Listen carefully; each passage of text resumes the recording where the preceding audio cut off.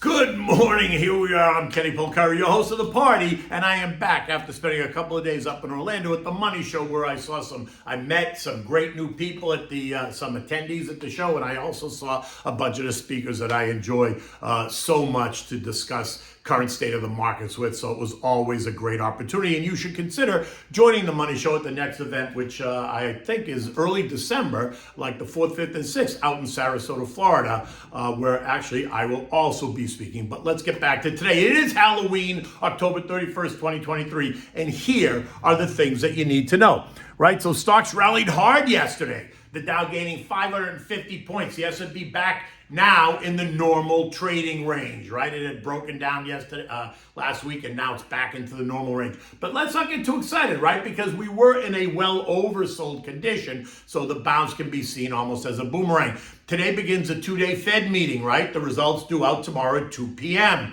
This morning, gold is up, Treasury is holding steady, and oil is lower on declining worries. Some Arab states are now calling for a ceasefire, where Netanyahu says, no way. And what do we have for dinner tonight? Well, it's not really dinner. It's going to be an appetizer that you're going to serve as a pre-appetizer over the holidays. It's the Eggplant Caponata, and we'll get to that in a moment. So stocks exploded higher on Monday after getting beaten up last week, which is what the latest pattern looks like, right? Weakness going into the weekend, and then we get those Monday surges, and that's the story now for the past 3 weeks, ever since Hamas invaded Israel. We get that anxiety on the Wednesday, Thursday, Friday going into the weekend. That sends stocks lower, fearful of what may happen over the next 48 hours on the weekend, only to rally sharply on the following Monday because the intensity of the fighting did not accelerate. And that was the story yesterday as well. Recall, like I said, the losses last week, they started on Wednesday. They took stocks down Wednesday, Thursday, and really hard on Friday, breaking through key technical support levels that only added to the angst and the action. The smart logic algos reacted by issuing wave after wave of sell orders, sending the S&P clearly into correction territory, joining the NASDAQ, the Russell, and the transports. Buyers, while alive and well, took the cue from those technical breaks, and they stepped aside and watched as stocks fell, and the sellers got more and more anxious. The geopolitical situation in the Middle East, got more intense as well, leaving stocks in a well oversold short-term position. And then the weekend came. The world was waiting on what was next. Would there be a full-grounded assault? Would Lebanon, Syria, and Iran jump in? And that caused a lot of that angst last week. And then there wasn't, right? They didn't, at least not yet, although Iran keeps beating the drum. And so on Monday, yesterday, buyers were feeling emboldened, assessing the damage done to some of these great stocks and wanting to go in and scoop them up as perceived bargains. And so the buy-side algos went all in. The sellers, which were exhausted after having pushed prices lower all week last week, took a breath, and then they stepped aside, leaving voids in supply, sending the buy-side algos running, and that led indexes higher. At 4 p.m., the Dow was up 550 points, or 1.6%. The S&P up 50 points, 1.2%. The NASDAQ gained 147 points, or 1.2%. The Russell gained 10 points, or 0.6, while the transport surged ahead by 270 points, or 2 full percent. The action taking the S&P from the correction territory back into the normal trading range territory, adding to relief by so many traders and algos. It doesn't get any more complicated than that, right? The only data point yesterday was the Dallas Fed manufacturing survey, and that was weaker than expected, coming in at negative 19.2. And that would support the idea that the Fed does nothing tomorrow, right? You have to think manufacturing activity is weakening, so the economy must be slowing, so the prior hikes must be working, so therefore the Fed does nothing. We had 16 earning beats, we had 5 misses, but let's be honest, not one of yesterday's reports could be credited to the move. Not even McDonald's, which beat, reporting $3.17 a share versus the expected $2.98. The move yesterday was both geopolitical relief and a move off a short-term oversold condition.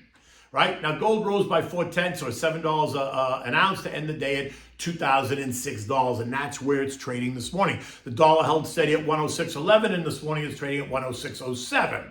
Oil gave up 3.5%, or nearly $3 a barrel, to end the day yesterday at 82.30 on the idea that the Israeli-Hamas war will not escalate beyond those borders and supply disruptions will not happen. This now leaves oil in the $80 to $90 trading range. Now recall, oil was trading at $81 on October 6th. And then the invasion happened on the 7th, and oil spiked by 10% or $9 in 6 days as fears rose that the conflict was going to disrupt supplies and then draw Iran, Lebanon, and Syria into the conflict, creating an even hotter hotbed in the region. That has not happened yet, and so oil is calming down, something that I think is illogical, only because I'm not convinced yet that those fears are not going to be realized. This morning, the World Bank predicts that oil could surge to $150 a barrel if this war escalates. And by the way, even before this conflict, oil demand was expected to grow in 24 and 2025, leaving demand outstripping supply. And so I remain bullish on oil, if only for that reason. This morning, oil is trading up 90 cents at $83.15 a barrel. Now, what did treasuries do? Well, treasury prices traded a bit lower, sending yields up slightly yesterday ahead of tomorrow's refunding announcement and the FOMC meeting. But the refunding announcement is important. And this isn't getting much attention, but it should, because the announcement is going to detail what the treasury is expecting to have to bring to the markets in order to fund all this out of control spending. And more supply is going to mean lower prices and higher yields in the bond market, capiche? Because it's just a demand supply story. More supply will put pressure on prices, period, the end.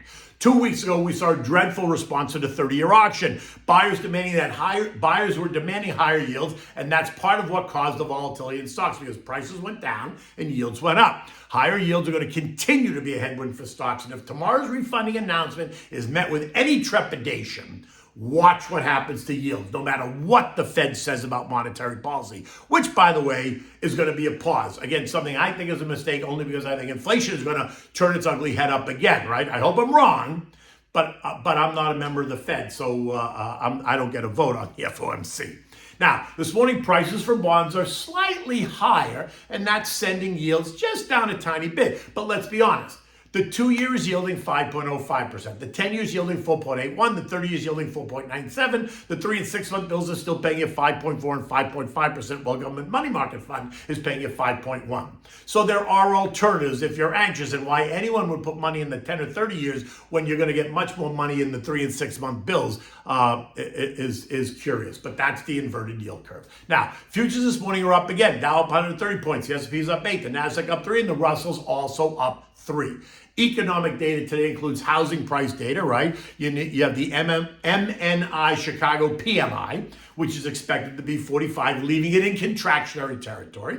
We're also going to get the Dallas Services Activity Number and the Conference Board Consumer Confidence Report, both expected to be weaker. Today also starts the 2-day FOMC, right? The Federal Open Market Committee meeting. And don't expect to hear anything new. They are now in lockdown mode ahead of tomorrow's presser at 2 p.m. Now, unless the Fed surprises us with a rate hike, I don't think it's happening, or a cut, absolutely not happening, no one should be surprised to learn that they're pausing. They tell us that the economy is strong. They tell us that the consumer is spending. They say inflation is in retreat. But let's be honest, inflation has not gone negative. It's still positive, and prices are still rising, albeit at a slower pace. But they are still rising. And that, to me, explains why consumers are spending more. Right? It's simple. It's just a math problem. Things are more expensive. We're not buying more. We're just spending more.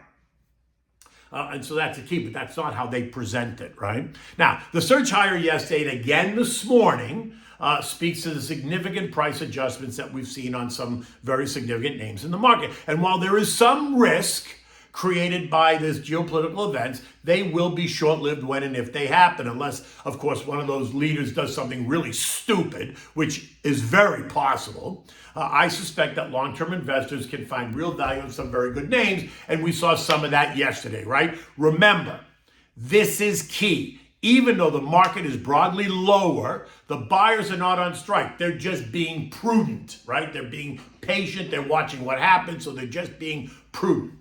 which is a smart thing to do. Now, tomorrow we're going to hear from, today, we're going to hear from 20 plus S&P companies that are reporting. The ones I think are most significant are Caterpillar. They beat, but they weren't really bullish going forward. So that stock is quoted down 3% in the pre-market.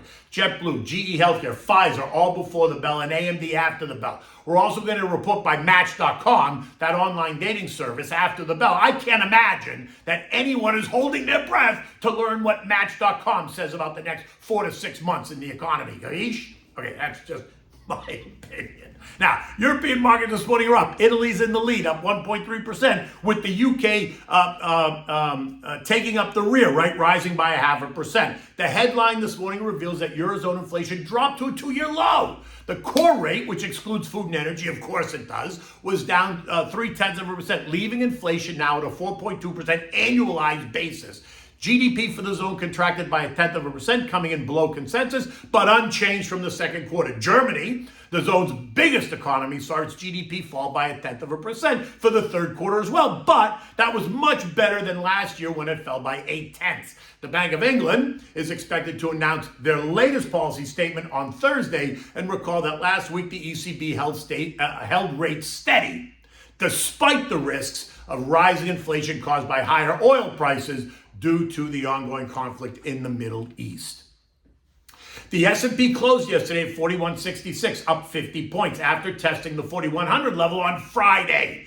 The boomerang bounce being credited to that short-term oversold condition, and one that investors should not react to, right? Meaning, don't go thinking you missed it. Don't go running in as if prices have bottomed out and they're never going to trade down again. We're now in that 4100, 4200 trading range. 4160 is now key for the algos. That's that 10% threshold off the high. That is what separates normal trading and the correction zone trading. Seeing us hold there, and we're at 4166 as of last night, is going to cause the buy-side algos to become more aggressive, and that is being seen in the pre-market action today as futures are higher. 4240 is now the long-term average trend line, which now is going to be resistance. It was support, but we broke it, so now it's resistance, right? My gut says that we're going to kiss it, we're going to back off, we're going to kiss it again before we pierce up and through it, which should allow for that Santa Claus rally to take root, potentially taking the S&P now back to the 4350 level, which would be a 3.5 to 4% move from here. But don't get too excited, because so much is going to depend on the geopolitical issues that can still cause short-term chaos.